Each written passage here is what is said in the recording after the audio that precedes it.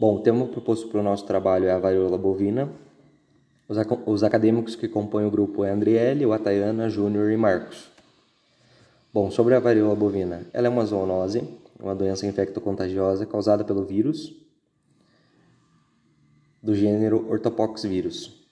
Se caracteriza principalmente por lesões papulares que evoluem para vesículas, pústulas e crostas. Existem vários prejuízos relacionados à varíola, entre eles a diminuição da produção de leite, lesões em glândula mamária das fêmeas bovinas e transmissão principalmente para os ordenhadores, por ser uma zoonose. Aqui uma imagem da principal característica dessa doença, da varíola, que seriam as lesões nos tetos das fêmeas bovinas. A transmissão ela ocorre por contato direto. O bezerro ele adquire a infecção ao mamar, então a mãe portadora do vírus acaba passando para a cria através da mamada e o bezerro acaba por demonstrar essa doença também.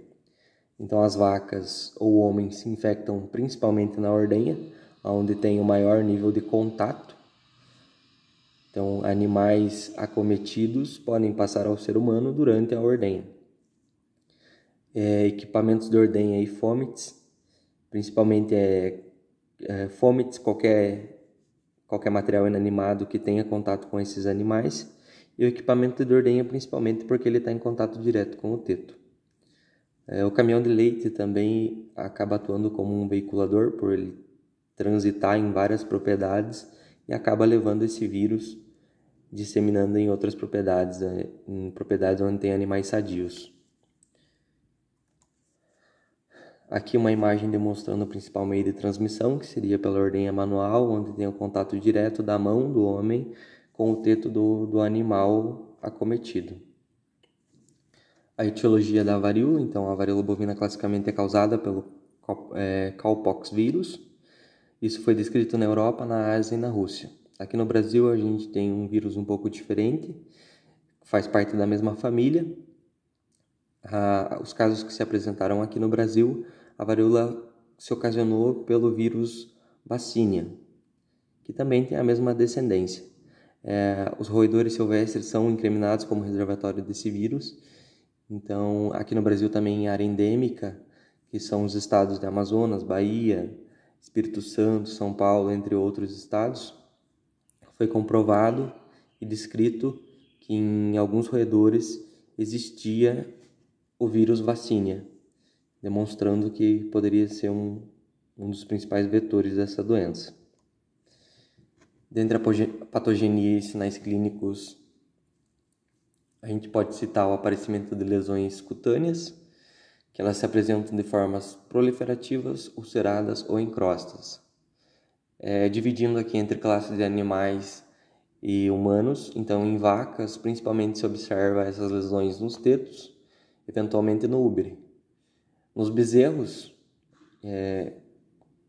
pelo ato da mamada, é o principal meio a primeira porta de entrada do vírus, então focinha, boca e gengiva, né? Então ele acomete toda essa mucosa oral, ocasionando essas lesões também. Em humanos, localiza-se principalmente na mão e pode passar para o antebraço e rosto. O vírus também, nesse ponto, falando em questão de humanos, então o principal contato, o primeiro contato do homem é entre a mão e o teto, então ele acaba apresentando essas lesões primeiramente na mão. E com o ato de se coçar ou passar a mão, ele acaba passando para outras partes do corpo. Então a severidade da doença ela depende da condição imunológica do indivíduo. Animais imunossuprimidos apresentam a doença de uma forma mais forte, vamos dizer assim, e animais que estão com a condição imunológica boa, eles apresentam essa doença de uma forma mais branda. Então aqui uma série de imagens demonstrando a patogenia e os sinais clínicos, então as lesões dos tetos e as lesões do focinho, mucosa oral em bezerros. O diagnóstico ele precisa ser laboratorial para ser conclusivo, então precisa ser isolado o vírus e detectado por microscopia eletrônica. PCR ou outro meio que consiga identificar, isolar e identificar o vírus. Só são confirmados como varíola a partir do momento que são identificados ou cowpox vírus ou vacínia. Falar um pouco sobre tratamento e controle, não existe tratamento específico e nem vacina contra a varíola. Então, hoje o que você pode utilizar é somente terapia de suporte. A antibiótico terapia, ela vem para auxiliar em infecções secundárias, mas a melhor coisa a se fazer é medidas preventivas, né? Uma profilaxia.